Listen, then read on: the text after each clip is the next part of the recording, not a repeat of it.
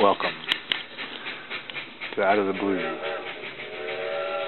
number 107.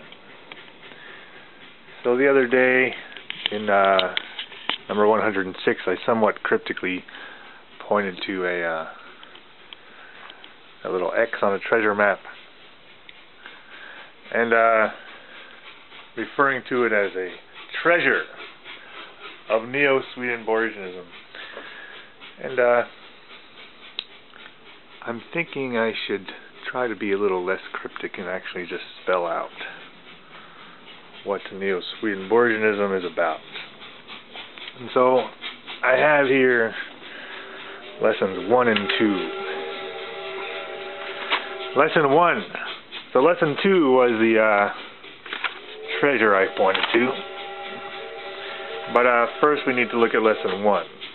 Lesson 1, the bad news of Neo-Swedenborgianism.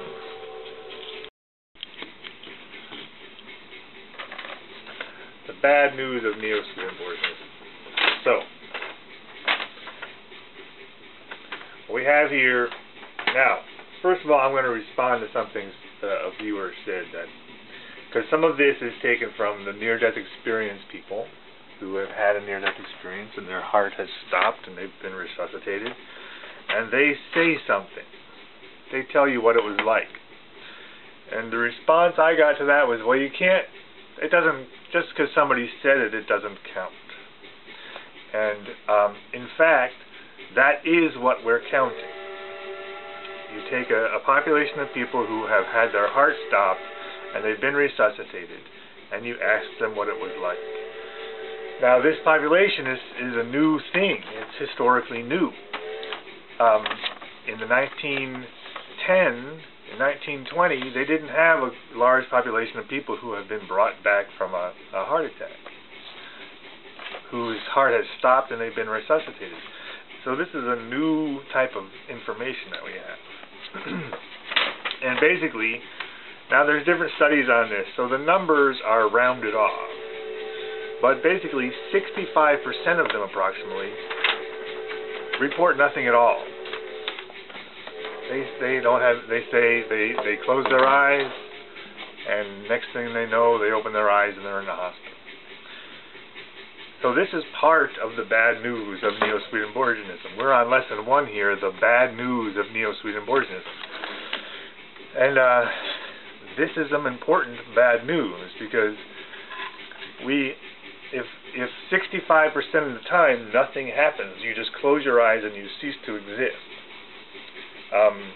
This is kind of a naturalistic, scientific, this is what science tells us happens currently, is that you simply cease to exist. And 65% of the time, this is what people report. So that means whatever religion you are, it's meaningless. And this life is all you have. You are born, you exist, and then you die and you cease to exist. And that is a big idea to wrap your head around. So the odds are, the chances are, based on this information, based on the information we have currently, the best odds are that there is no afterlife. You do not continue to exist in any way. You simply cease to exist. Doesn't matter how you lived your life, doesn't matter who you are, it doesn't matter what you've done or not done. You simply cease to exist. That's part of the bad news. And to wrap your head around this is part of Neo-Swedenborgianism. To wrap your head around the idea that it is quite possible that this life is all we have. And the question then is, well, how would you live your life? If that's the case, if this life is all you have, you're born, you live, you die, that's it. How then would you live your life? What Neo-Swedenborgianism does is it leaves a lot of it up to you. You know, how would you live your life if that's the case? And really think about that. really think about that for months. And that is essentially how you should live your life. Think about your life as if there is nothing but your life, and this is all you get. And how then do you want to live your life? And then, as further reading, if you want to read on this, there's a guy named Marcus Aurelius, and he was what's called a Stoic, which is a kind of a philosophy. And read Marcus Aurelius. He has a book called Meditations. It's not very thick. It's quite thin, and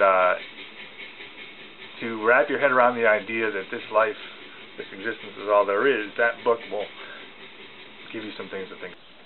And what's more is that, what's the other 35%? So we have a vague, nebulous good and a vague, nebulous bad. So in these two cases, it's your own imagination. What do you think might happen? Okay, so for the 65%, you just have to imagine a non-existence after our life. But for these two 10%, we get some reports from the resuscitated people. It's kind of a vague nebulous and it was good, or vague nebulous bad. So then you use your imagination. What do you think? But now here we have this near-death experience type thing with the tunnel of light, the deceased relatives, then the life review, cities of heaven and all that. And that's about 15%. So this is also bad news, because if you're living your life in such a way that you don't expect any continued existence, well, here you have a continued existence that is in what's called a Summerland, in the Summerland tradition. Summerland is a Celtic afterlife where the sun never sets, and it's always summer, and that could be simply part of our psyche, part of our mind, and as such you can't really escape it. It exists within the I use the word application. It's like a computer program that you think with, and the NDE type experience is a part of the shutdown protocol of that computer program, so to speak. And as such, you can't really escape it. And so that could also be seen as bad news. That's part of the other part of the bad news of Neo-Swedenborgianism, is that this experience is embedded in your own mind. It only exists in your mind, but that's like saying there's a stick of dynamite, you know.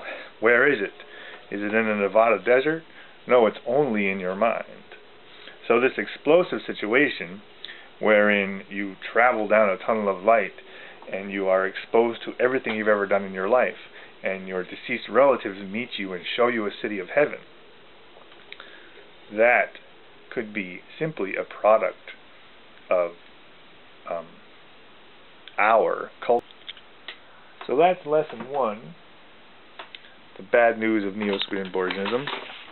The little treasure I showed the other day was lesson number 2, which is organization of the inner world. Now I'm going to quote from this book that I quoted from the other day, Waking Up by Lois B. Robbins, in which she says, this is in the preface, where she's thanking everybody, right? Preface and acknowledgments. So she's thanking everybody, and she says, I am aware of an image swirling about me as a cloud.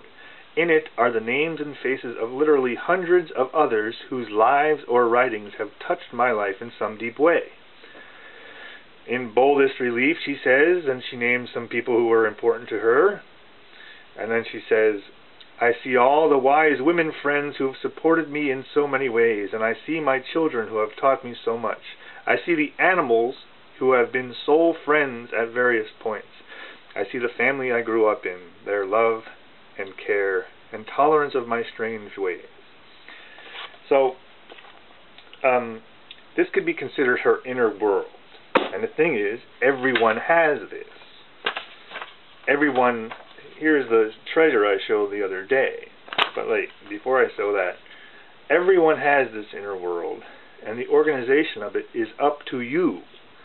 Okay, you are personally responsible. I mean, you don't have to organize it, but the organization of it is entirely up to you. So these people, think of your own. That's why I didn't read the specific names who she thanked, because it's more important to think of your own names. Who is important to you? Who are some writers who are important to you? Some artists, some musicians.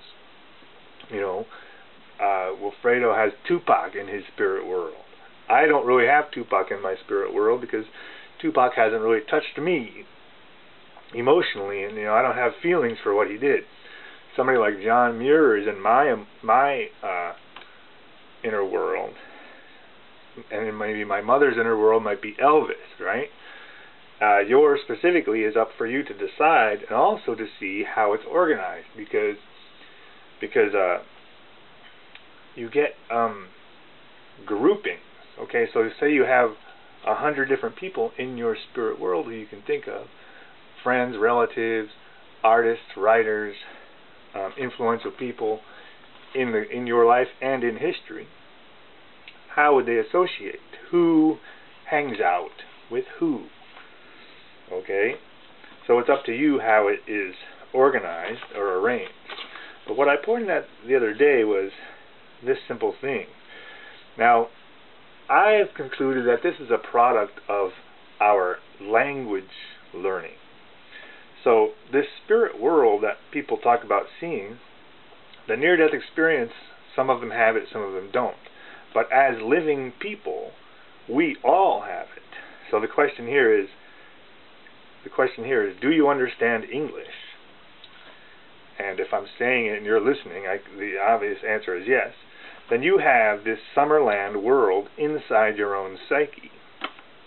You could call it the Summerland, you could call it the spirit world, you could call it the afterlife. Here I only had this much space, so I wrote heaven. You have a heaven, an internal heaven of your own, just like you have a nose of your own. And so, can you smell this? And if the answer is yes, then you have olfactory receptors. The smelling it proves the olfactory receptors. Do you understand English? Then you have an inner spiritual world.